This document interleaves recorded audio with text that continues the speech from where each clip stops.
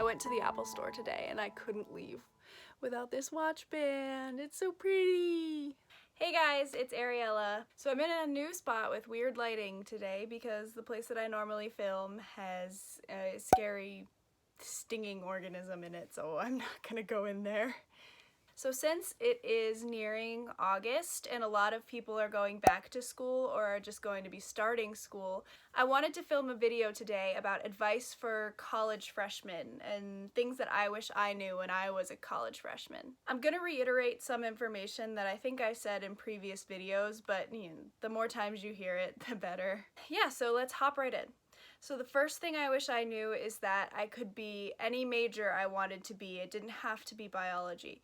And looking back on it, I probably would have studied biology anyway just because I enjoyed it, but you can be any major that you want to be. Colleges tend not to have pre-med majors anymore, and instead they have like pre-med tracks, which just include the courses that you need for medicine and sometimes like an optional or a mandatory pre-health symposium. If you choose an unconventional major, make sure you work with your advisors very closely because you're going to need to be able to schedule in those pre-med requisites, which will take the place of your electives most likely.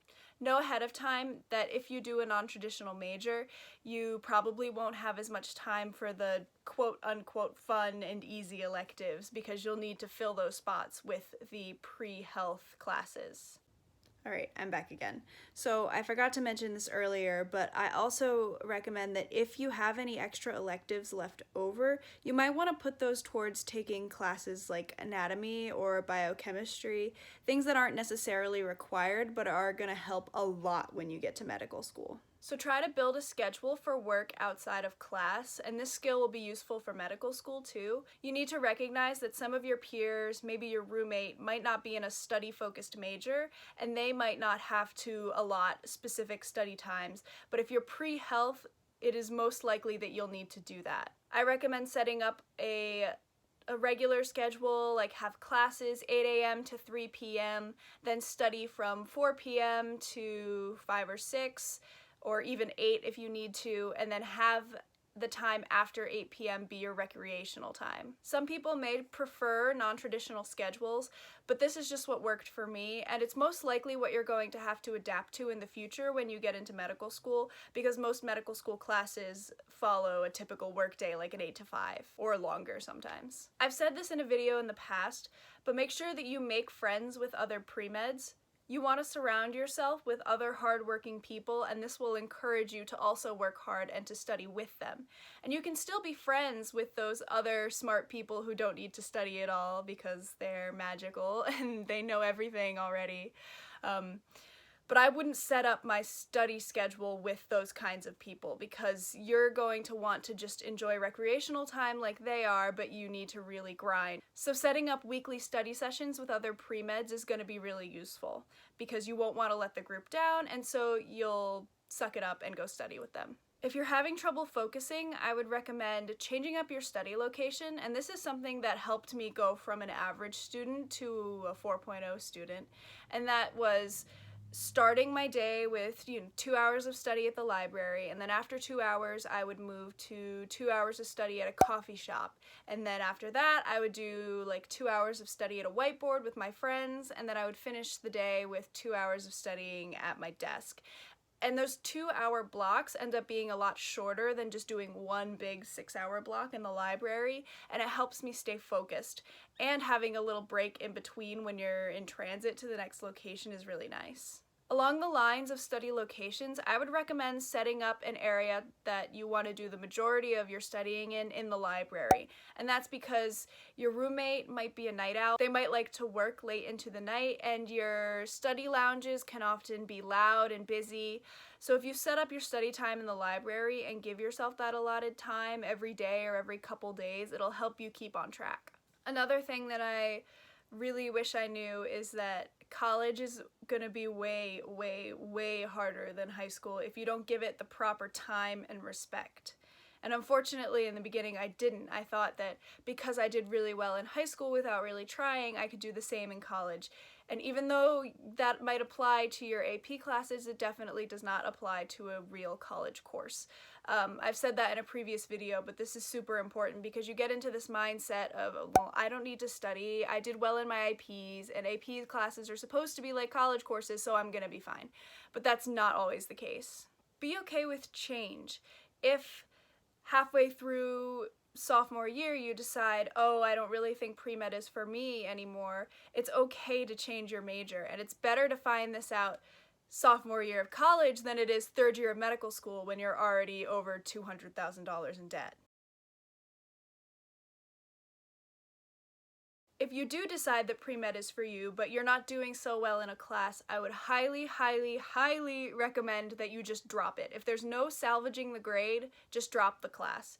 And a lot of people who are pre-med tend to be extremely determined, and so they decide, I'm not going to drop this class because I'm not a quitter and I want to work through it. But this is a really, really bad move, because when you have this potentially D or C on your GPA and on your transcript, and you go to your interviews, the interviewees will ask you, well, why didn't you just drop it? You could have saved your GPA. So I would highly recommend dropping. Don't get into the mindset of, I'm not a quitter, because here's the thing. Dropping a class doesn't make you a quitter. You can come back to it with a stronger foundation for how college courses work, for how the materials work, for how your study lifestyle works. I've found in general that time kind of fixes everything. And as you grow and mature as a person, sometimes these really difficult courses will get a lot easier. Rely on your friends and family for emotional support, but rely on your advisors for academic support. Don't be afraid to seek out help from tutors or TAs. Talk to everyone if you're having trouble. Chances are this isn't the first time they've had someone struggling and had someone that needed help. So don't be afraid to ask for help. My feet are falling asleep. Make sure that you're making connections with your professors, so I always highly recommend sitting at the front of the class. That'll help you focus, and it'll also show the professor that you're dedicated. I recommend going to review sessions, even if you're not struggling, just to be there and to get more exposure to the material and to continue to put a face to a name.